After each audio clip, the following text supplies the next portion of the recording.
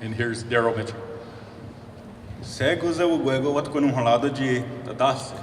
Eu sou de honda com dele wat de ga de wado yungwani tala ne yoli hoano de yungwana yo ne go now. So I just want to thank everybody for coming and sharing in this history, sharing in our language. So I put up a presentation here because yesterday I had an hour to talk, and I knew Sagugunius was going to fill up that hour, no problem. So I had an hour presentation, and I had a Mohawk class right here, a really quick one, just in case I had extra time. But right now I'm just going to tell you a little bit about my life and living in Akwesasne with language. So I live in Sugarbush, just 1990. It's where I grew up. I was very lucky that I lived in Sugarbush because everybody on my road speaks the language. Everybody on the road. It doesn't matter where you are, I could hear the language. My elders, my uncles, aunts, my family. So, very lucky. As a baby, I was able to speak the language Sa'oyela naturally, just from hearing it and my father talking to me.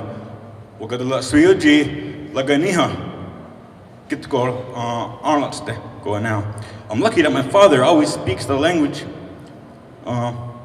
Most of the time he'll speak the language, especially when he's telling me to do something. I bet you all heard that too. So I learned a lot from commands. Do this, do that. And I know that's how you learn too. Even our elders here, that's how they learned. Their dudas were telling them slowly, you know. So I got a funny thing with that. Somebody one time asked me how to say a broom.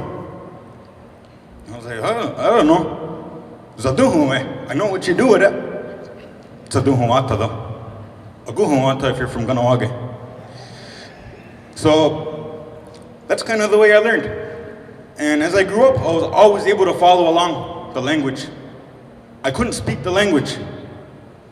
Contrary to what people might think, I couldn't speak. But I could always follow along. I understood who they were talking about, which is important. I understood when they were talking about something. And I could kind of understand the descriptions, if it was big, small, or if they were babysitting or like watching, taking care of, I could. So now I'm gonna go through my education because education is what failed me as Ungwahuan. So I did 2 years at every school on this territory. I started at, I think I went to Head Start, rode the bus, I quit after that. I went to St. Regis Mohawk School, where they made me go into a speech class because I couldn't pronounce stuff right. So I did two years over there. Then I went to Freedom School. I did a year over there, and I left because I didn't like my teacher. It's a big deal, you know. They're not really teachers, we should be more like a friend, you know, a family. And it wasn't like that at that time. So I left. And I'm only a little kid, right? So everything around me influenced me. My friends, I didn't have really no friends when I walked into that place. And so I said, I'm gonna go to Snipe School, that's where all my friends are. So I went to Snipe School, I did that for 2 years. Went to Ganadago for 2 years. AMS for 2 years. GV for 2 years. CC for 2 years. And then Yohahio for 2 years. So I graduated from Yohahio with a business degree. Good. I got to learn all about the black snake, being greedy, marketing, being stingy. In English, they call it a dog-eat-dog world in business.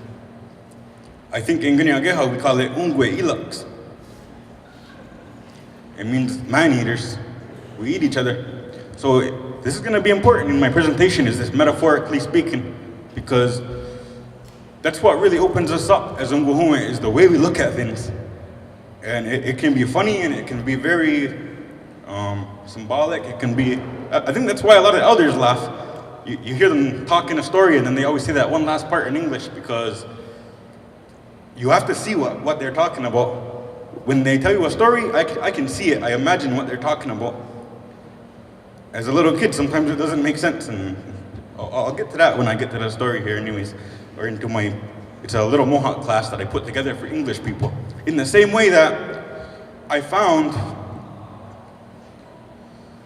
well, I'm gonna keep going about myself for a minute, So as I graduated business school, which is where Peter Darryl had his Native Studies course, which really fired me up. He lit a fire inside of me. Because through all these years of education and all these history lessons, I realized that they were all lies. Everything that we were taught in school was just a lie. It was just there it was facts. Don't get me wrong, they were facts. But they were on one side of it. What about the rest of the facts on this side, you know? It was very one-sided. So if you went to school in Canada, you had the Canadian idea. If you went to school in America, you had the American idea. Again, this goes back to war and thinking you're an American. So Peter really lit a fire in me. I remember the first class he put on a movie about residential schools and Spanish getting conquered and whatnot. So it really lit a fire in me.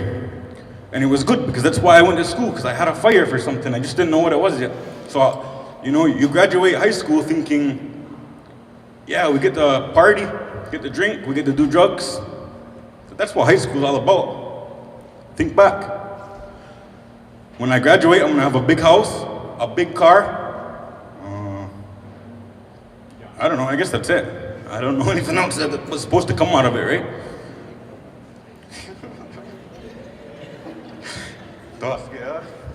Yeah. So that's what your goal is when you graduate. Get a big house, big car, you get to travel the world, you get to buy whatever you want.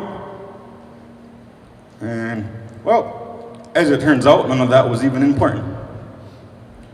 So, after I graduated Yohahio Business School, I decided that I wanted to relearn my language because I couldn't speak my language. I could understand and I could follow along and everything, but I couldn't speak. So I started going back to classes at Ganagwatalio with Mabel White, and we did the reading and writing thing again, and same thing I did in school pretty much my whole life, the 40 minutes a day of reading and writing and whatnot. I can read great, I don't know what I'm reading, because it doesn't sound right when it comes out, but I can read the words, and he might possibly understand what I'm trying to read, maybe. That's, I don't know, kind of messed up, isn't it? So, what I found was that nobody really, I don't know if they didn't think of this or what, but how many of you knew how to read and write in English before you were able to speak English? I don't see any hands up. Okay. How many of you could speak Ganiageha before you could read and write English? Every single speaker in here could speak before they could read and write. They don't even know how to read and write. It's not important because our language doesn't work that way. I remember being able to read ga, za, la. Yeah, I could read it, but you know what? That's not how our language works. I didn't know that la meant it was a boy. I didn't know that yeah meant it was a girl. I didn't know za meant I was talking directly to you. Or I didn't know that zewa meant that I was talking to all of you, but I could read it. So I think I just, what's going on here? Our school system is what's failing us. It was, our public residential school system is what I'm gonna call it for the rest of my life to English people, because it's still what it is. 30 years ago when Peter Darryl took over the board, it was the best thing we could do, because then all of a sudden we were able to start putting in Ganiageha and our own ways, our own ideas. It was the most important thing. And now that that's complete, we need to, whoever's in there right now has to manipulate it some more towards our way. Like, if I wanted to be a Messina person, why wouldn't I just go to Messina and go to school? Simple, right? If you want to go be like them, just go be like them. But why do our own people have to bring that idea to us in our own territory? You're going to say, oh, you're going to get ahead. You're going to get a big nice car and a big job.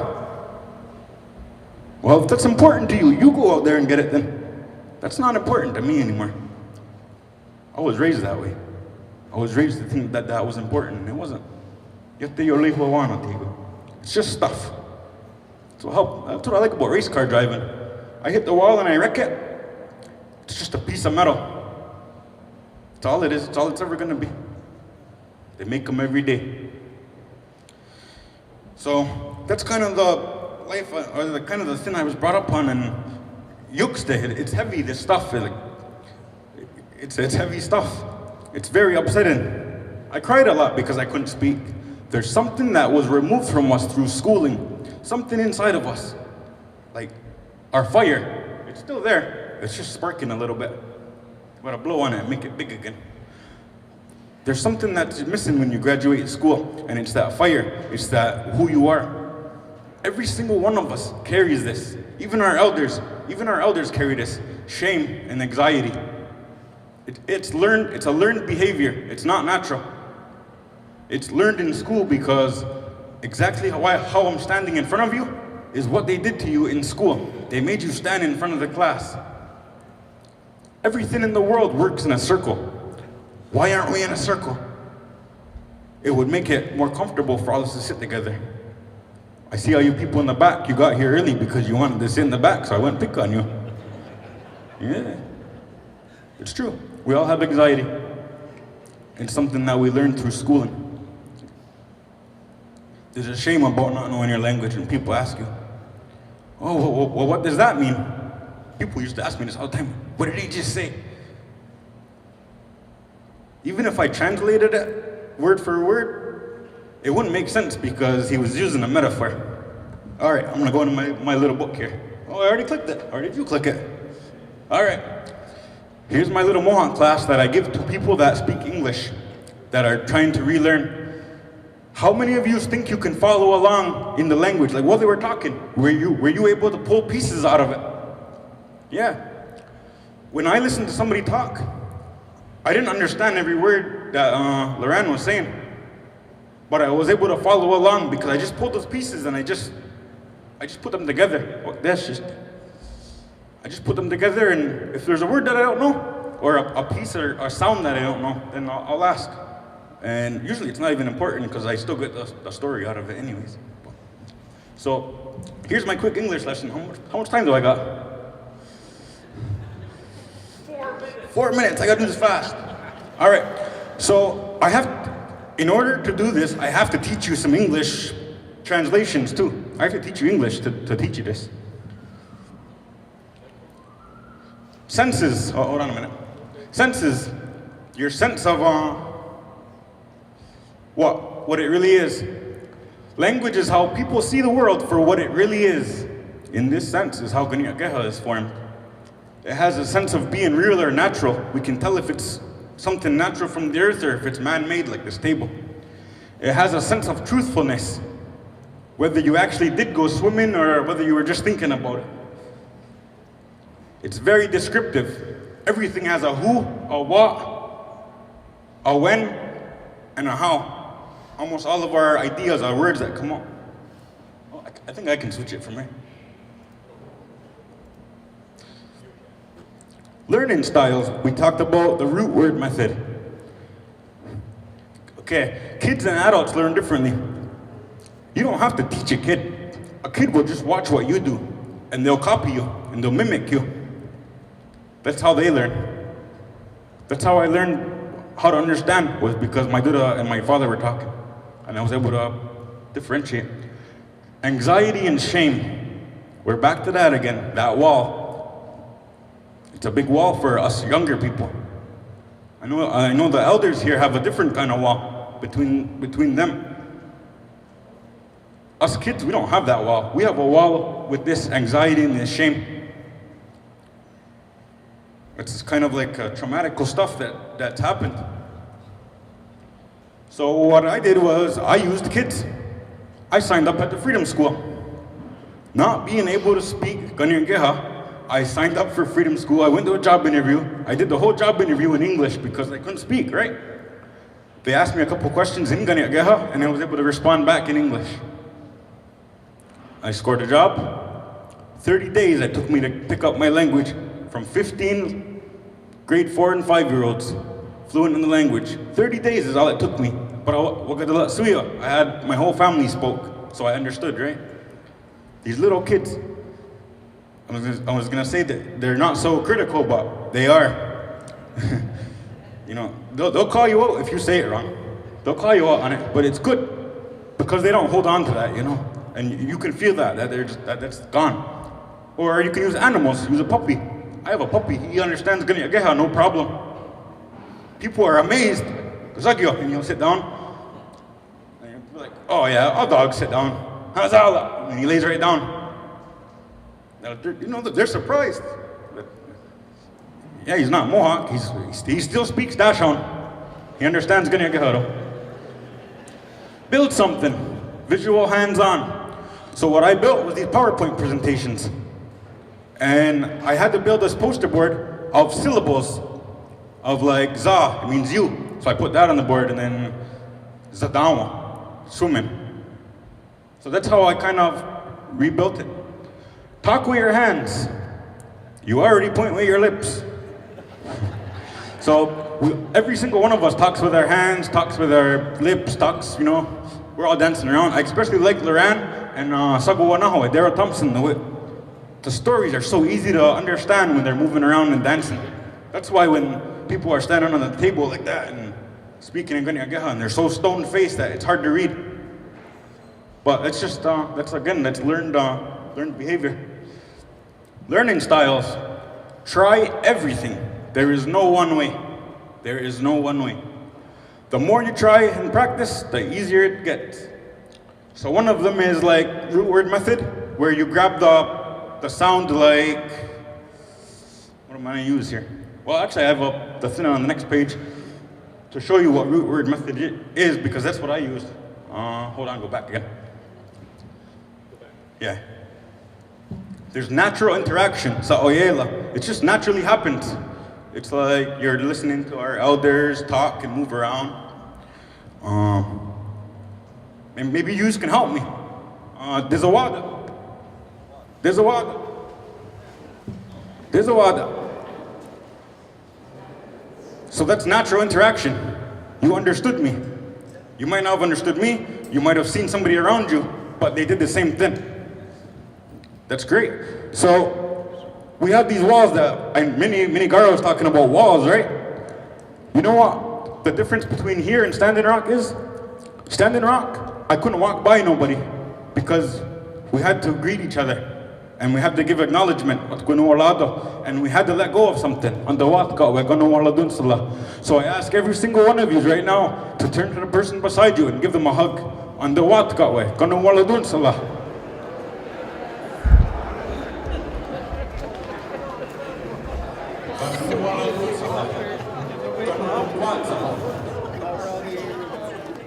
This is all natural interaction. It's natural. Because you're going to remember this. We're breaking down barriers here. Reading and writing.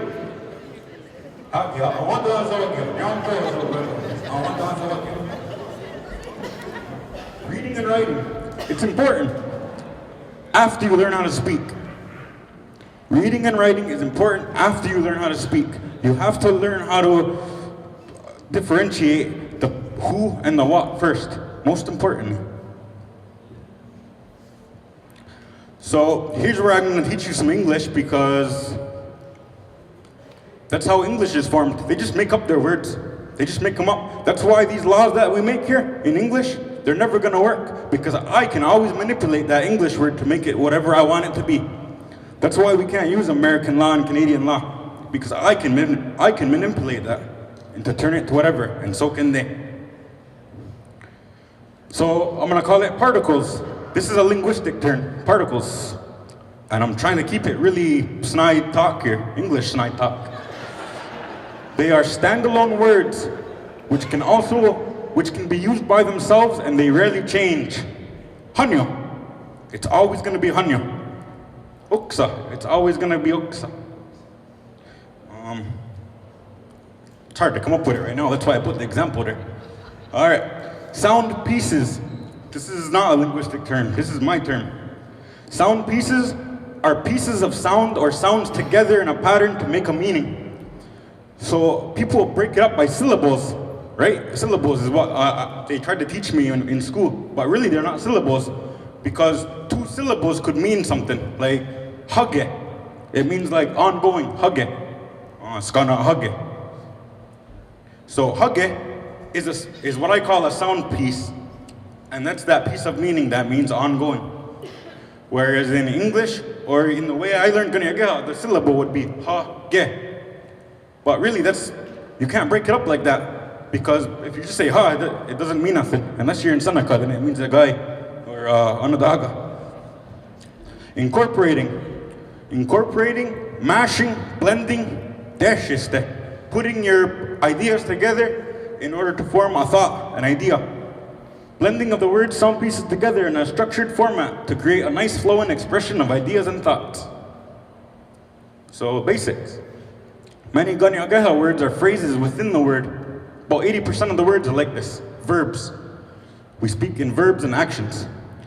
Yago yat the galinius, the bus. Yago means she or them. Two syllables, but one sound piece, yago. Yada it's kind of mashed up because it comes from oyade, your body. Yago yada. And then galinius, on here it says transport, but when I hear it, it's like to spread them out. Yago yada galinius. You're spreading out the bodies, or you're spreading out, transporting bodies. Yeah, all right, next page. And that's essentially how our language works. Mohawk words are mainly verb-based action words. They are also very descriptive. For example, one cannot say the word cook without knowing who is performing the action and when it is taking place. To illustrate, yago kunis means she is cooking. Wa ekuni means she did cook. What? It means past tense. What? The first sound I ever hear out of anybody's word is always what. That means past tense. They never taught me this in school, and this is what the language is built on. What ekuni means she did cook. Future tense. I guess it's kind of like you're thinking.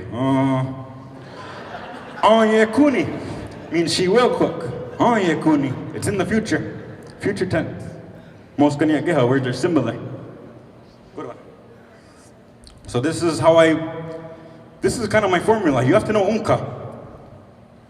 Now, when we were raised in school, where we're not in school, it was always ease. What that is English. If you're trying to use that in their word, it's English, because the only time I would say or ease is if somebody was asking me a question. Who's going to get that donut? Ease. It's the only time that we would use those two words is in response to a question. And I find with little kids that they say, I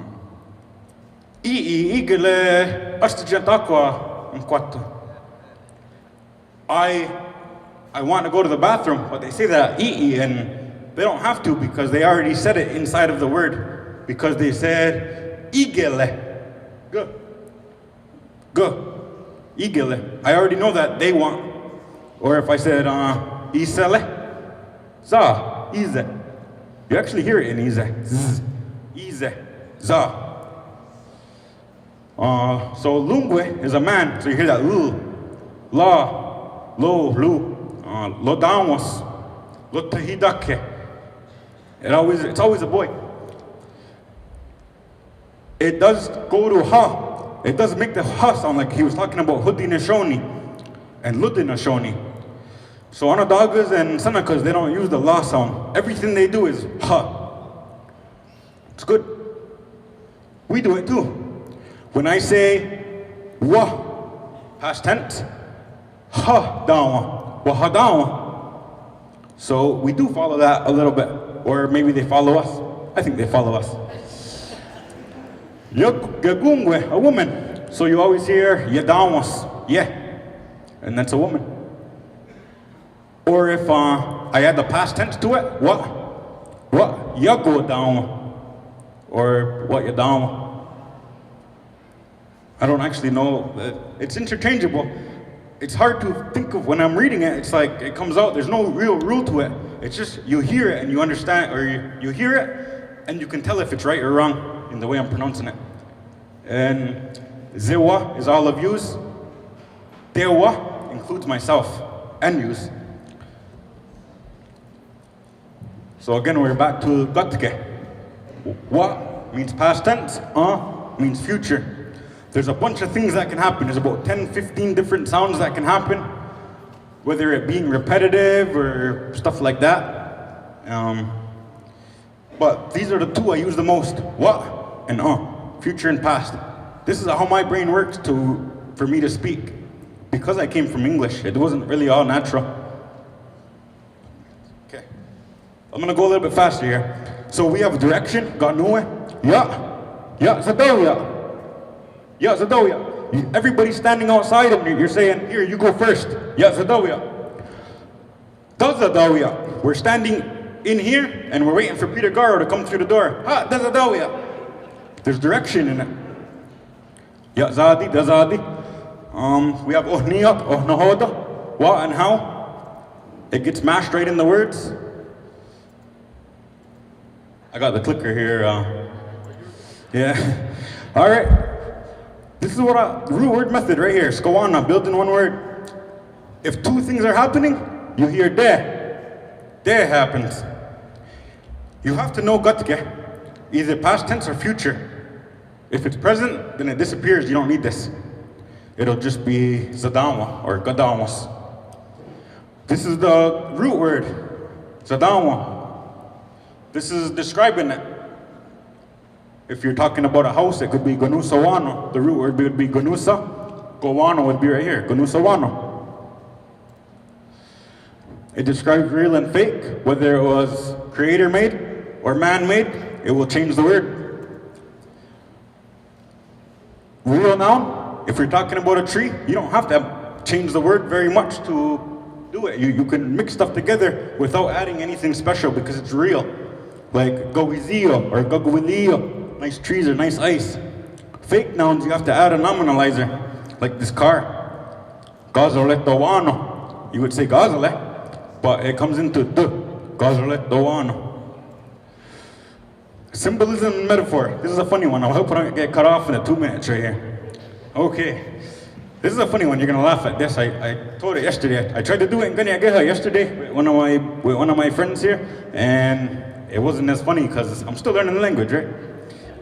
So much of Ganiageha has been passed down orally for generations. Many Ganiageha speakers speak very symbolically in daily conversation. It would be hard to understand what is being said without knowledge of culture, our past, and our present. I'll get that in a second. So when I was little, I apologize if we got young ears here. So when I was little, I remember going to a funeral at Legion. Like going eating downstairs, right? So my dad was in this group, and with about 4 guys, 5 guys, it was all older people. They were all older than him. And what they said was there was furs rubbing together. So I didn't think nothing of it at the time. But now that I grew up and I heard it again, I see people laughing already because they know what I'm talking about. So actually it was at a funeral again that happened. I don't know why that is, but. So just recently, I heard the same word again. And the same picture went into my eyes. And then they're like, what they said was, there's 2 furs rubbing together. So that's what I saw again. And then, now that I'm older and I know about Teganiase, the 2 women, I understood. Wow, hasaloda, it lit right up. Oh man, that's why it's hard to understand. So. That's metaphorically speaking, that's why it's difficult. That's how beautiful and funny our language is, right? It's a beautiful thing. Order of language, nobody ever taught me this. Nobody ever taught me this, how to order my language or how it works. And I guarantee you that nobody ever taught you either. I don't know if you actually learned how to do this or if you just like naturally picked it up. But for me, I didn't know how to order the language because it's different in English. I don't say went to the store. It's already built in. Kanyageha has most of the information inside of the words, whereas it would take three or more words in English. So what I found out was most newsworthy information comes first. We like to get to the point. Order of language in English. I seen that cat.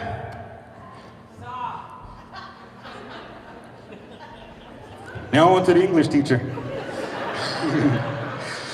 All right. So Ganyageha, like I said, I couldn't use the words that I was taught to learn. Right. I had to use pictures. Tagos. What get kata? Simple. But nobody ever taught me that until I was 26 years old and I decided to really bust it down and do it whatnot. So I saw that cat. I'll change that up. Simple as that. What's important? The dagos. The dagos is what's important. Dagos, what get kata. And so if you can carry this on, whatever I just